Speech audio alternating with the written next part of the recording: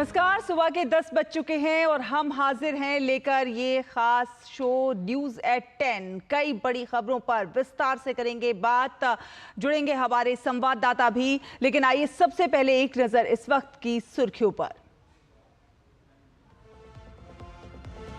18वीं लोकसभा के लिए अध्यक्ष का चुनाव आज। एनडीए उम्मीदवार ओम बिरला और प्रतिपक्ष के उम्मीदवार के सुरेश के बीच मुकाबला।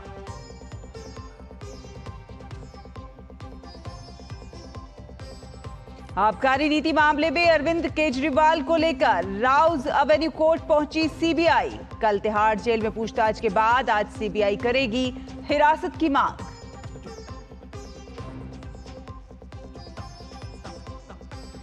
उनतीस जून से शुरू होगी अमरनाथ यात्रा। जम्मू कश्मीर पुलिस की सुरक्षा विंग ने जम्मू में अमरनाथ बेस कैंप के आसपास के इलाके में सुरक्षा के किए पुख्ता इंतजाम। विकीलीक्स के संस्थापक जूलियन असांज अमेरिकी कोर्ट से हुए रिहा। अमेरिकी रक्षा विभाग से संबंधित गुप्त दस्तावेज हासिल करने और उनका खुलासा करने के षड्यंत्र के मामले में दोषी करार दिए जाने के बाद आखिरकार हुई रिहाई।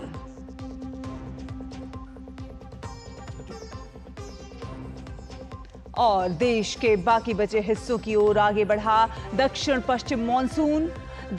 दक्षिण भारत से लेकर उत्तर पूर्व तक भारी से भारी वर्षा का अलर्ट जारी।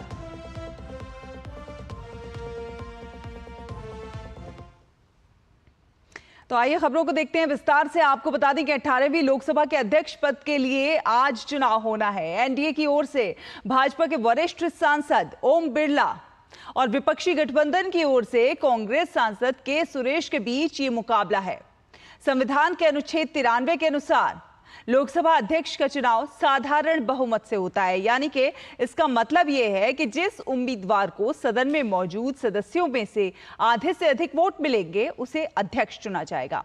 हालांकि सत्तारूढ़ एनडीए के पक्ष में बहुमत है और पूरी संभावना है कि ओम बिरला को इस बार भी लोकसभा अध्यक्ष के लिए चुन लिया जाएगा। वहीं विपक्ष अपने उम्मीदवार को मैदान में उतारकर पूरी टक्कर देने को तैयार है। पिछली लोकसभा में अध्यक्ष रहे ओम बिरला राजस्थान से लगातार तीसरी बार कोटा बूंदी लोकसभा सीट का प्रतिनिधित्व कर रहे हैं, तो वहीं 8 बार के सांसद और विपक्ष के उम्मीदवार कांग्रेस के सुरेश केरल की मावेलिकारा लोकसभा सीट का प्रतिनिधित्व कर रहे हैं। संसदीय इतिहास में अभी तक इससे पहले 3 लोकसभा अध्यक्ष ही दूसरी बार स्पीकर बने हैं, जबकि केवल 2 बार ही 1952 और 1976 में 2 बार ही लोकसभा अध्यक्ष पद के लिए मतदान हुआ है। इसके अलावा हर बार सर्वसम्मति से ही लोकसभा अध्यक्ष चुने जाते रहे हैं।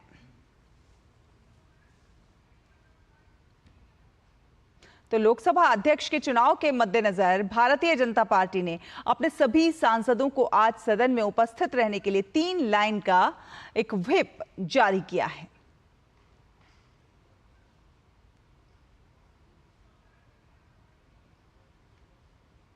वहीं कांग्रेस ने भी अपने सदस्यों को सदन में उपस्थित रहने के लिए 3 लाइन का व्हिप जारी किया है। सदन में पार्टी के मुख्य सचेतक के सुरेश ने सभी सदस्यों को सुबह 11 बजे से लेकर सदन के स्थगित होने तक सदन में उपस्थित रहने का निर्देश दिया है। और आपको एक बड़ी खबर बता दें, जी हां, राउज एवेन्यू में केजरीवाल की पेशी से जुड़ी हुई यह खबर है। राउज एवेन्यू कोर्ट में केजरीवाल की पेशी और सीबीआई केजरीवाल को लेकर राउज एवेन्यू कोर्ट पहुंची है। आबकारी नीति मामले में ये पेशी हो रही है और ये भी कहा जा रहा है कि सीबीआई केजरीवाल की हिरासत की मांग कर सकती है। तो आबकारी नीति मामले में ये पेशी हो रही है, राउज एवेन्यू कोर्ट में ये पेशी हो रही है। आबकारी नीति मामले में लगातार शिकंजा कसता जा रहा है अरविंद केजरीवाल, दिल्ली के मुख्यमंत्री, उनके ऊपर, और अब ये राउज एवेन्यू कोर्ट में पेशी चल रही है। तिहाड़ जेल से सीबीआई केजरीवाल को लेकर राउज एवेन्यू कोर्ट पहुंची है। आबकारी नीति मामले में मुख्यमंत्री अरविंद केजरीवाल की ये पेशी, और आपको बता दें कि राउज एवेन्यू कोर्ट में ये पेशी चल रही है। विकास सारथी हमारे सहयोगी संवाददाता इस पर ज्यादा जानकारी के साथ जुड़ गए हैं। विकास, सीबीआई केजरीवाल की हिरासत की भी मांग कर सकती है? बिल्कुल शैला, इसी वजह से सीबीआई उनको राउज एवेन्यू कोर्ट लेकर पहुंची है। हिरासत मांगेगी सीबीआई। कितने दिनों की हिरासत मांगेगी थोड़ी देर में साफ हो जाएगा। कल तिहाड़ में उनसे सीबीआई ने पूछताछ की थी और उसके बाद उनको आज यहाँ पेश किया गया है। तो उनकी मुश्किलें बढ़ती हुई दिख रही, क्योंकि कल भी आप याद करें कि दिल्ली हाई कोर्ट ने उनकी ईडी मामले में जो जमानत उनको मिल गई थी लोअर कोर्ट की, उस पर रोक बरकरार रखी और इस बीच में सीबीआई ने उनसे कल पूछताछ की। जाहिर है सीबीआई अपने रिमांड एप्लीकेशन में कोर्ट को ये कहेगी कि कल तिहाड़ में जो पूछताछ की गई वो बहुत ज्यादा फ्रूटफुल नहीं रही। केजरीवाल ने वैसे जवाब नहीं दिए जैसे सीबीआई उनसे पूछ रही थी। यही कारण है कि कस्टोडियल इंटेरोगेशन सीबीआई चाहती है। कितने दिन की रिमांड मांगेगी सीबीआई, रिमांड एप्लीकेशन कुछ ही देर में ये पता चल जाएगा। ये हाई कोर्ट ने उनकी जो बेल है वो मना करते हुए ये भी कहा कि पीएमएलए के सेक्शन 45 के तहत जमानत की जो जरूरी शर्तें थी उन पर विचार नहीं किया गया था। जो जरूरी दस्तावेज हैं उनकी अनदेखी की गई थी और इसलिए जमानत की जो अर्जी थी वो खारिज की गई। बिल्कुल शैला, यहाँ पर हाई कोर्ट ने पाया कि लोअर कोर्ट के ऑर्डर में कई खामियां हैं, जिनमें ईडी ने जो बहुत मुख्य बातें पॉइंट आउट की थी वो ये कि पीएमएलए के सेक्शन 45 के तहत या तो सरकारी वकील जमानत का विरोध नहीं करते, या कोर्ट को ये लगता कि प्रथम दृष्टया जो भी आरोपी है वो एक्यूज नहीं है और भविष्य में भी वो इस तरह की कोई चीजें करने की, किसी इस तरह के अपराध करने की कोई कोशिश नहीं करेगा। तो दो ये ऐसी कंडीशंस होती हैं जिनसे सेटिस्फाई होने पर ही लोअर कोर्ट ऑर्डर देता है जमानत का। यहाँ पर ईडी के वकील ने ये कहा कि उन्हें जिरह का पूरा मौका ही नहीं दिया गया। उनसे कहा गया कि आप अपनी बात तय समय के भीतर खत्म करें। रिटर्न सबमिशन ईडी की तरफ से जो दाखिल किए गए थे उनको कहा गया कि भारी भरकम कागजात ईडी ने दाखिल कर दिए हैं और मौजूदा एप्लीकेशन में इन सारे दस्तावेजों को पढ़ने की जरूरत नहीं है। तो हाईकोर्ट ने पाया कि ये टिप्पणियां गैर जरूरी हैं। ये सीधे सीधे दिखाती हैं कि कोर्ट ने जो मटेरियल रखा गया था लोअर कोर्ट के सामने उसको पूरी तरह से एनालाइज नहीं किया और इसीलिए हाईकोर्ट ने कहा कि इस पर विस्तार से बहस की जरूरत है और इसीलिए अरविंद केजरीवाल को जमानत पर जो लगी रोक है हाईकोर्ट की तरफ से वो बरकरार रहेगी। तो कल उनको ये बड़ा झटका लगा था और उसके बाद आज सीबीआई रिमांड की इनकी मांग कर रही है। जाहिर है पहले दिन लोअर कोर्ट रिमांड देगी ही देगी, चाहे अरविंद केजरीवाल के वकील कितना ही विरोध करें कि वो रिमांड क्यों सीबीआई चाहती है, तमाम तरह की दलीलें दी जाएं, लेकिन लोअर कोर्ट पहले दिन सीबीआई को रिमांड दे देगा। 100% ऐसा मामलों में होता रहा है शैला। लेकिन ये कह सकते हैं विकास के जो है अरविंद केजरीवाल की मुश्किलें अभी आसान होती हुई किसी भी तरफ से नजर तो नहीं आ रही हैं। जी बिल्कुल, क्योंकि देखिए इसमें ईडी वाले मामले में भी एक तो उनकी जमानत पर रोक जो थी वो बरकरार है, उस पर सुप्रीम कोर्ट आज सुनवाई करेगा। सुप्रीम कोर्ट हाई कोर्ट के आदेश में कोई बहुत बड़ा दखल देगा, हस्तक्षेप करेगा, इसकी संभावना कम है, क्योंकि निचली अदालत का जो आदेश है वाकई वो पीएमएलए के सेक्शन 45 पर कहीं ना कहीं खरा नहीं उतरता है। तो इन सारी चीजों को देखते हुए सुप्रीम कोर्ट से राहत की उम्मीद भी बहुत कम है। मिल जाए उनको इस तरह की राहत तो ये अभूतपूर्व होगा, इसकी उम्मीद बहुत कम है। और उसके बाद आप देख रहे हैं कि सीबीआई की कार्रवाई तो अब अरविंद केजरीवाल के खिलाफ शुरू हो ही गई है, जिसमें वही पूरी प्रक्रिया शुरू होगी। रिमांड, न्यायिक हिरासत में भेजने की मांग, जमानत के लिए एप्लीकेशन, लोअर कोर्ट से लेकर सुप्रीम कोर्ट तक एक लंबी कानूनी लड़ाई नए सिरे से उनको फिर लड़नी पड़ेगी सीबीआई के मामले। विकास, कल जिस तरह से सीबीआई ने जेल के अंदर भी अरविंद केजरीवाल से बात की और तमाम जो है उनसे पूछताछ की गई, तो क्या कुछ इतने दिनों से जो कुछ बातचीत चल रही है, पूछताछ हो रही है, क्या कुछ एडमिट किया है अरविंद केजरीवाल ने? देखिए अरविंद केजरीवाल ने अभी तक ना तो ईडी की पूछताछ में ना सीबीआई की पूछताछ में कोई भी ऐसी बात स्वीकार की है जिसको ईडी और सीबीआई लगातार कहते रहे हैं। वो या तो ये जवाब देते हैं कि उन्हें याद नहीं है, या वो ये कहते हैं कि आरोप गलत है, चाहे वो लोगों से मिलने की बात हो, जो इसके अन्य आरोपी हैं उनसे मुलाकात की बात हो, उनसे चैट की बात हो, क्योंकि अरविंद केजरीवाल ने अपना मोबाइल भी ईडी को सरेंडर नहीं किया। इसीलिए जो चैट मिले हैं अरविंद केजरीवाल और कुछ अन्य आरोपियों के बीच के, वो दूसरे आरोपियों के व्हाट्सएप चैट के जरिए से सीबीआई ने ये सारी बातें, चाहे वो आरोप पत्र हों, उसमें कही हैं। लेकिन अरविंद केजरीवाल की ओर से उनको बहुत ज्यादा सहयोगात्मक अभी तक कोई रवैया नहीं दिखा है, चाहे वो फोन देने की बात हो, फोन को अनलॉक करने की बात हो, और जो मिलने की या बातचीत की बात है उनको वो ज्यादातर बोलते हैं कि वो पॉलिटिकल बैठक थी, राजनीतिक मुलाकात थी, इसीलिए इसमें आबकारी नीति का कोई लेना देना नहीं है। अब तक वो हर आरोप को झुठलाते रहे। लेकिन सवाल ये भी है विकास के, जब वो किसी भी चीज को स्वीकार नहीं कर रहे हैं, हर आरोप को झुठला रहे हैं, कोई भी तथ्य मुझे याद नहीं है कह के टाल दे रहे हैं, तो ऐसे में जो एजेंसियां हैं उनके पास क्या कुछ तरीका है बात उगलवाने का? देखिए, जब आरोपी खुद स्वीकार नहीं करता है तो एविडेंस पर पूरा केस जांच एजेंसी खड़ा करती है। यहाँ सीबीआई और ईडी के पास काफी ऐसे दस्तावेज हैं, कॉल रिकॉर्ड्स हैं, चैट रिकॉर्ड्स हैं, जिनको वो एविडेंस के तौर पर इसकी अदालतों के सामने रखी आई है।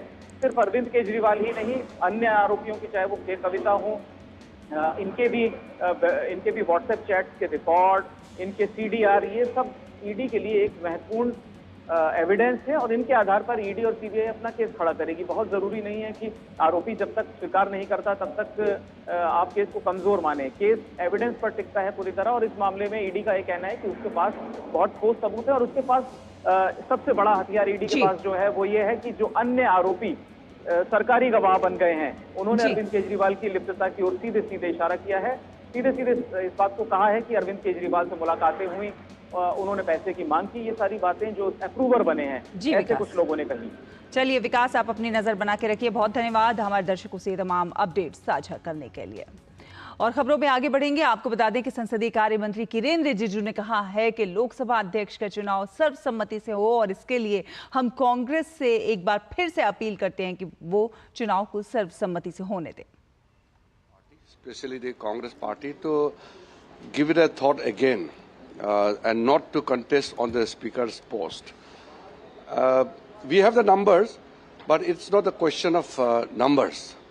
The speaker has to run the house impartially.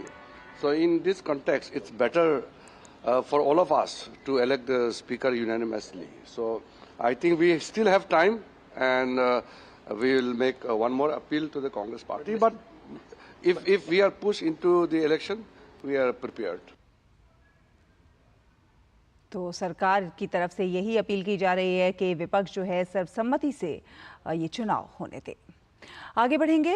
29 जून से शुरू होने वाली अमरनाथ यात्रा को देखते हुए जम्मू कश्मीर पुलिस की सुरक्षा विंग ने जम्मू में अमरनाथ बेस कैंप के आसपास के इलाके में सुरक्षा के पुख्ता बंदोबस्त किए हैं। इसके तहत सुरक्षा बलों ने जम्मू बेस कैंप में अमरनाथ यात्रा का ट्रायल रन आयोजित किया था। इस मौके पर जम्मू संभागीय आयुक्त, एडीजीपी जम्मू, तमाम वरिष्ठ अधिकारी बेस कैंप पहुंचे और सुरक्षा व्यवस्था का जायजा लिया। यात्रा को देखते हुए साथ ही साथ सीमाओं से लगे सभी इलाकों पर नाकेबंदी कर दी गई है। क्यूआरटी को सक्रिय कर दिया गया है। यात्रा को दुर्घटना मुक्त बनाने के लिए सभी तरह के सुरक्षा उपाय किए जा रहे हैं। बाबा बर्फानी की वार्षिक यात्रा 19 अगस्त को समाप्त होगी।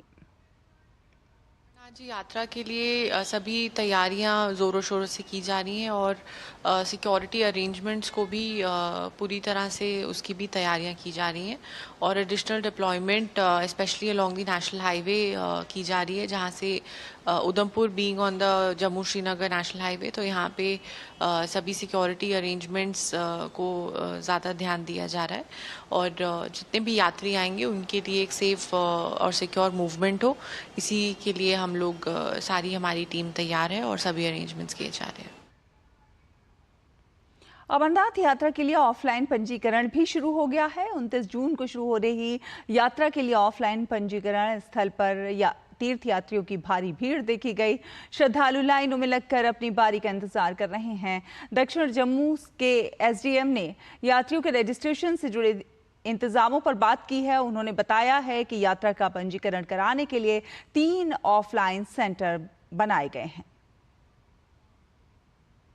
वो सरस्वती धाम है और हमारे 3 ऑफलाइन रजिस्ट्रेशन सेंटर्स हैं। एक वैष्णवी धाम है, एक महाजन हाल है और एक पंचायत जो है भवन है। ये 3 बनाए गए हैं। हम यहाँ से इन तीनों सेंटर्स के लिए जो टोकन स्लिप्स हैं वो यात्रियों को इशू करते हैं। उसी के आधार पे उनकी रजिस्ट्रेशन होती है और उसी के आधार पे डिसाइड होता है वो किस दिन यात्रा करेंगे। और संयुक्त राष्ट्र में भारत के स्थायी मिशन के मंत्री प्रतीक माथुर ने संयुक्त राष्ट्र सुरक्षा परिषद में व्यापक सुधार कर इसके स्थायी और अस्थायी सदस्यों की संख्या बढ़ाने की वकालत की है। संयुक्त राष्ट्र महासभा की चर्चा पर वार्षिक रिपोर्ट पर भारत का बयान पढ़ते हुए उन्होंने कहा कि दुनिया भर में हो रहे संघर्षों के साथ साथ आज के समय की जटिल और परस्पर जुड़ी वैश्विक चुनौतियों के प्रभावी ढंग से प्रबंधन के लिए सुरक्षा परिषद में सुधार जरूरी है। It is thus high time to bring the Council in line with its charter responsibilities to act on behalf of the entire membership. This will not be achieved without enhancing the membership of the Council in both categories, permanent as well as non-permanent.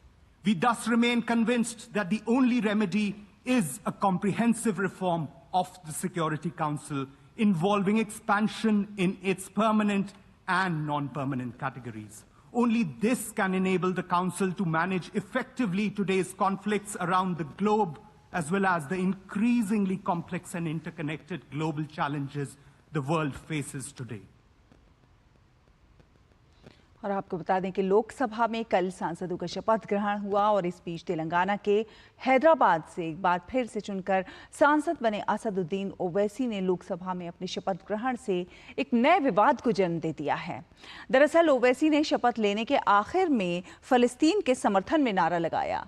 इसे लेकर सत्ता पक्ष के सांसदों ने विरोध दर्ज कराया। बाद में सभापति ने इसे रिकॉर्ड से हटाने का निर्देश दिया। इतना ही नहीं, सोशल मीडिया प्लेटफॉर्म पर भी लोगों ने उनके भाषण को ट्रोल कर अपना आक्रोश व्यक्त कर रहे हैं। आपको बता दें कि इसे लेकर सुप्रीम कोर्ट के सीनियर एडवोकेट हरिशंकर जैन द्वारा भारत के संविधान के अनुच्छेद 102 और 103 के संदर्भ में असदुद्दीन ओवैसी के खिलाफ भारत के राष्ट्रपति के समक्ष एक शिकायत दर्ज की गई है, जिसमें उन्हें संसद सदस्य के रूप में अयोग्य घोषित करने की मांग की गई है।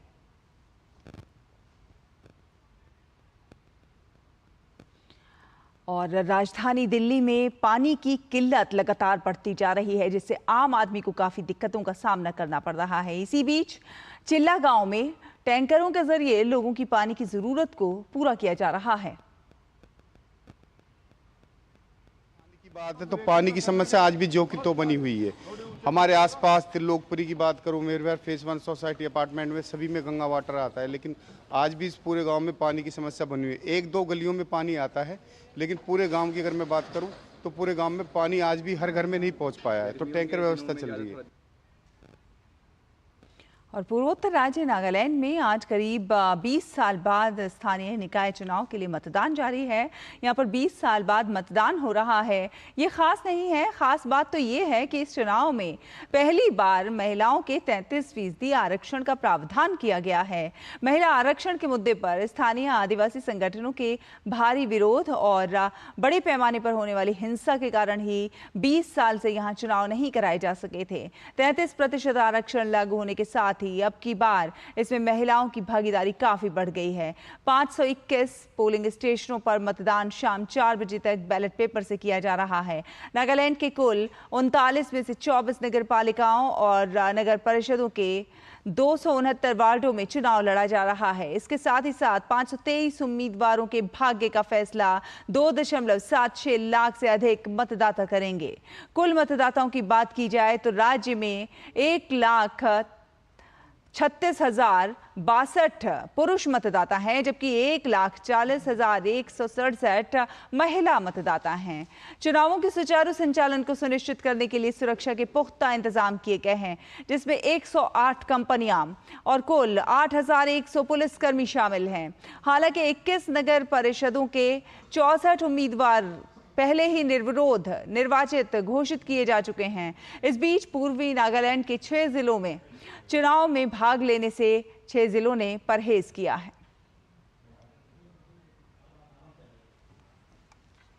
और अंतर्राष्ट्रीय खबरों का रुख करें तो विकीलीक्स के संस्थापक जूलियन असांज को अमेरिकी रक्षा विभाग से संबंधित गुप्त दस्तावेज हासिल करने और उनका खुलासा करने के षड्यंत्र के मामले में दोषी करार दिए जाने के बाद अब रिहा कर दिया गया है।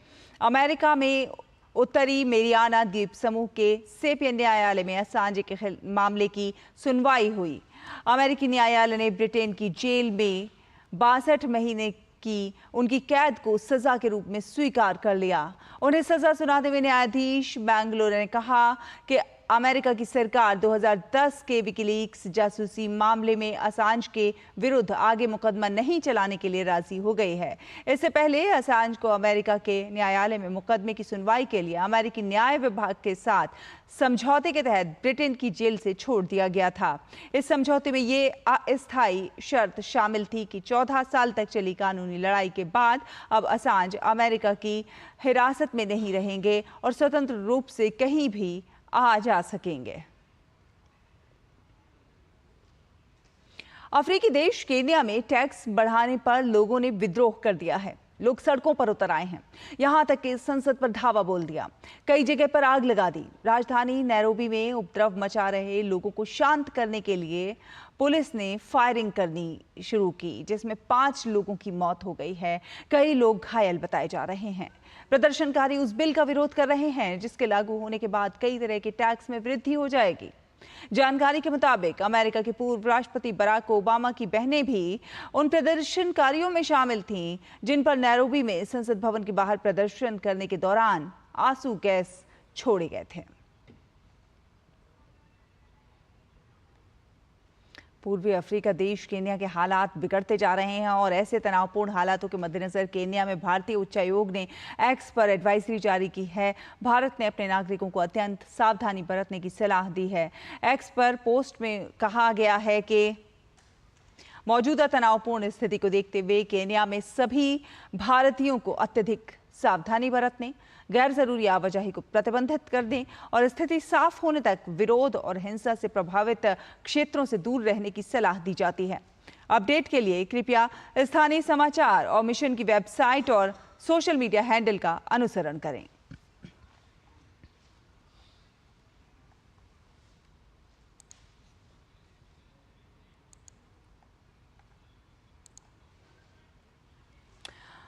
तो इसी के साथ इस बुलेटिन में फिलहाल इतना ही। डीडी न्यूज़ पर खबरों का सफर लगातार जारी है। आप देखते रहिए डीडी न्यूज़। नमस्कार।